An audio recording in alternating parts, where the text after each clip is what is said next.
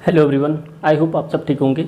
Guys, आप लोग को जैसे बता दूं कि आज मैं आप लोग को साइंस का जो चैप्टर नंबर 6 है, लाइफ प्रोसेस, ये मोस्ट इंपॉर्टेंट टॉपिक है। टॉपिक क्या है, ये चैप्टर ही पूरा इंपॉर्टेंट है, लेकिन आपको इसमें से एक चीज़ पता करना होगा। आप लोगों ने बहुत बच्चों ने पढ़ लिया होगा, लेकिन आप ये कंप्लीट जो मैं बताने वाला हूँ, ये देखो, आपके 3 नंबर सिंगल वीडियो से आपके पूरी कंप्लीट हो जाएंगी।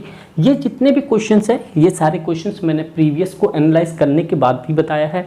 और जो बच्चे कह रहे हैं ना कि जो टॉपिक डिलीटेड है उसमें क्या चेंजेस होगी, मेरे भाई आप लोग थोड़ा सा वेट करो, थोड़ा सा वेट, इन सैम्पल पेपर आते तक उसको मैं 1-2 दिन लगा के पूरी एनालिसिस कर लूँ। उसके बाद मैं आप लोगों को एक ऑथेंटिक चीज़ें मैं आपको डिलीवर करूँगा, जब भी उससे पहले कुछ भी नहीं बोल सकता, ठीक है मेरे भाई।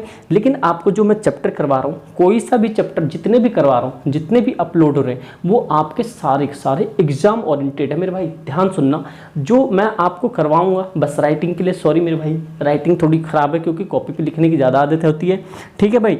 तो इसके लिए लेकिन आपको थोड़ा कोऑपरेट करना पड़ेगा, आपको बेहतर नंबर मेरी गारंटी आपको, लेकिन आपको चीज़ों को समझना होगा। तो भाई आप लोग ध्यान रखना, chapter number 6 life process most important, कम से कम यहाँ से आपके 5 नंबर के टॉप 5 नंबर के पूरे चैप्टर अबव जाएगा कि नीचे नहीं। और एक चीज़ और पता है आपको कि इस चैप्टर से एमसीक्यू बन रहा है, और एमसीक्यू आपको पता है कि एमसीक्यू खतरनाक से बनेंगे। तो मेरे भाई मैं आपको सीधा 1 लाइनर दूंगा, 1 लाइनर के अंदर आपको पता हो जाना चाहिए कि एमसीक्यू इसमें से कौन सा बनेगा, ठीक है। तो मैं 5 से 7 एमसीक्यू मतलब 1 लाइनर क्वेश्चन है जो मैं पीछे लेके आया हुआ हूँ।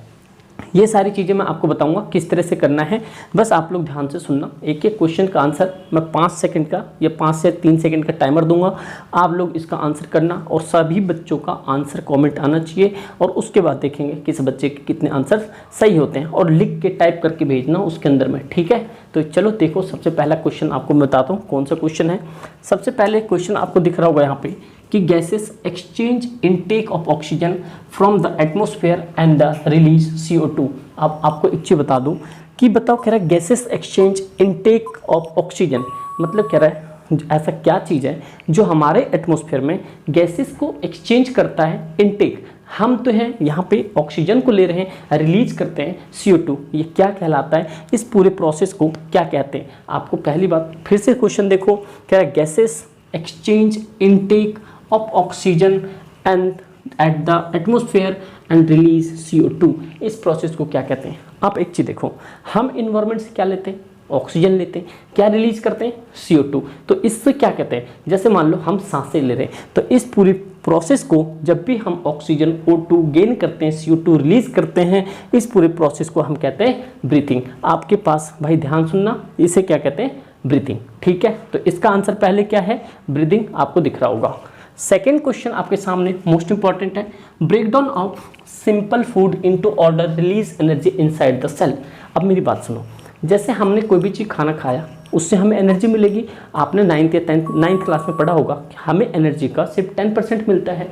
ये कह रहा है जितने भी सिंपल फूड है, कुछ भी चीज़ हमने खाया, तो वो जो खाने के बाद जो भी हमारे बॉडी के अंदर में एनर्जी मिल रही है, हमें सेल को एक्टिव करते हैं, जैसे हमारे टिश्यू से सेल होते हैं, इसको क्या जो एनर्जी मिलती है उस प्रोसेस को क्या कहते हैं, और अंदर जो हमारे सेल में होते हैं उसे मोस्टली क्या कहते हैं, उस प्रोसेस को कहते हैं जो हम खाना खाते हैं। खाना खाने के बाद कंप्लीटली पचने के बाद हमारे सेल को एनर्जी मिलती है, उसे हम कहते हैं सेल्यूलर रेस्पिरेशन। याद रखना, सेल्यूलर रेस्पिरेशन इसका आंसर होगा। अगर आपके क्वेश्चंस में ये आई थिंक 2016 में पूछा था, तो सेल्यूलर रेस्पिरेशन है मेरे भाई, ध्यान रखना। तो इसका आंसर सेकेंड नंबर का आंसर सेल्यूलर रेस्पिरेशन होगा।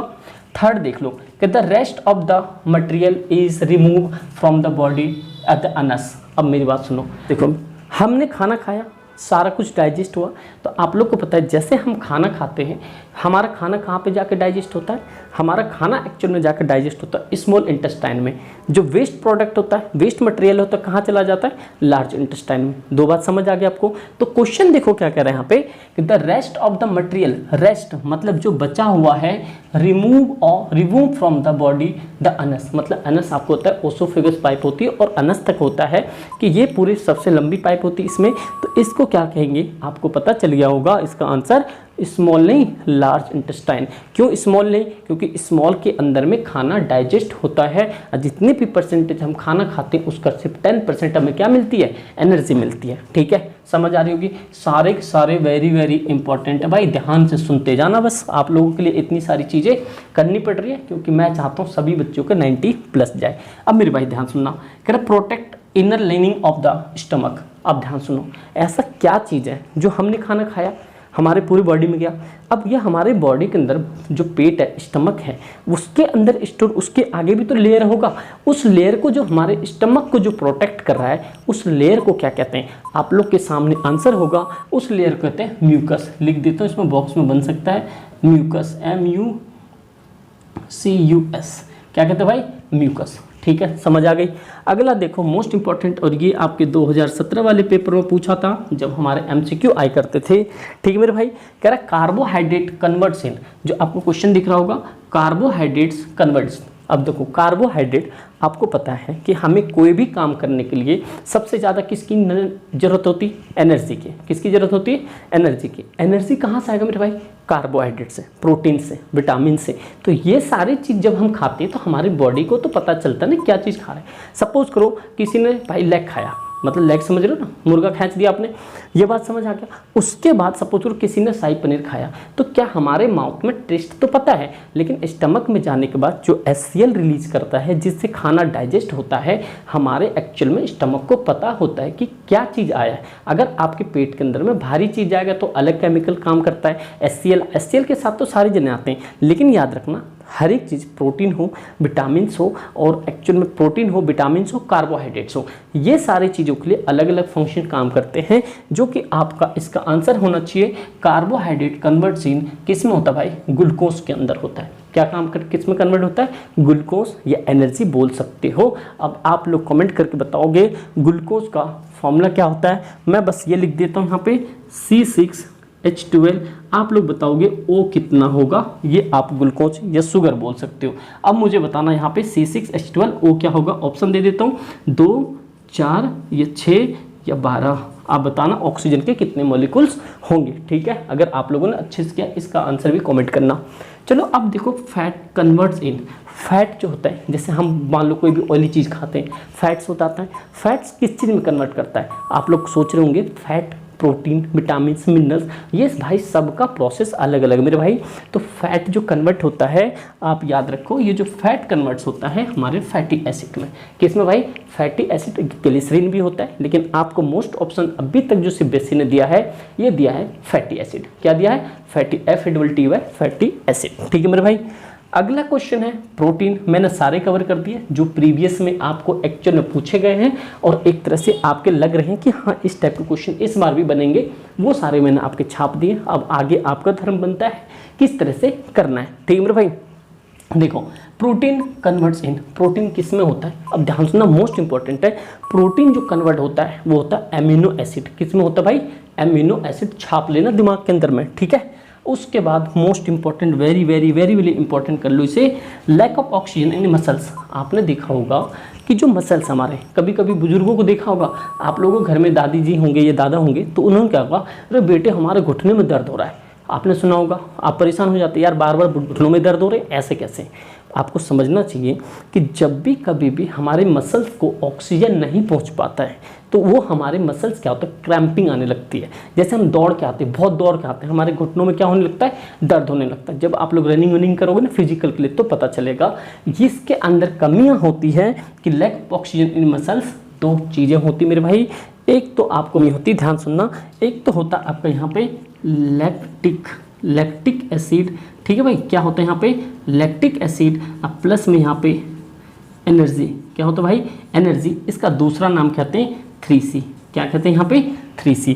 ये होता है लैक ऑफ ऑक्सीजन, मसल्स में कमी, जो भी हमारे ऑक्सीजन में जाना होता है।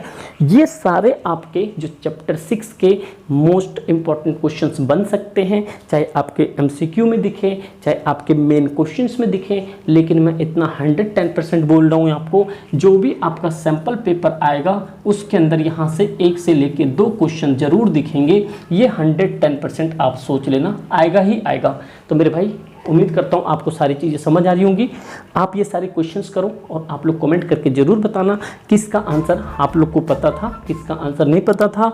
इसका आंसर आप लोग ज़रूर बताना। शुगर या ग्लूकोज के अंदर में ऑक्सीजन के साथ कितने मॉलिक्यूल्स आएंगे? कार्बन के साथ 6 है, हाइड्रोजन के साथ आपको H2O 12 है, और O के बाद O के साथ बताना कितने हैं। ठीक है मेरे भाई। इसके बाद आप लोग को अगर और चाहिए इसके पार्ट्स, जो और सारे चैप्टर्स हैं, या इसके अंदर से पार्ट 2 चाहिए, तो आप लोग ज़रूर बताना। कमेंट करके बताओगे तो मैं उस चीज़ को ज़रूर आगे लेकर आऊँगा।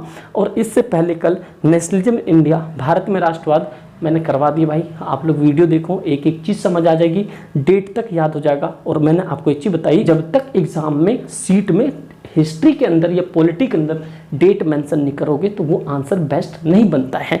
ठीक है, तो ये सारे आपके साइंस के थे, मोस्ट इंपॉर्टेंट थे। देखो आपके पास टाइम कम है मेरे भाई, बढ़िया से पढ़ो, शिद्दत से पढ़ो, क्योंकि टाइम कम है, 6 महीने। इसके बाद आपकी लाइफ है, जितना जीना चाहो जियो, जैसा जीना चाहो, लेकिन 10th में भाई घर वालों को दिखा दो कि आप भी कर सकते हो। समझ रहे हो मेरी बात मेरे भाई? ज़िंदगी अभी मज़े तो ले रही है आपके साथ, लेकिन कोई दिक्कत नहीं है, आपको मौज करवाएगी जब आपके अकाउंट में हर मंथ जब ये 1 लाख रुपए क्रेडिट होगा ना यहाँ पे, आफ्टर जब बढ़िया सक्सेसफुल हो जाओगे, जब देखना, और इधर स्टार लगा होगा। ठीक मेरे भाई, लाइफ एक्सपीरियंस है, मैं बता रहा हूँ और सच बता रहा हूँ।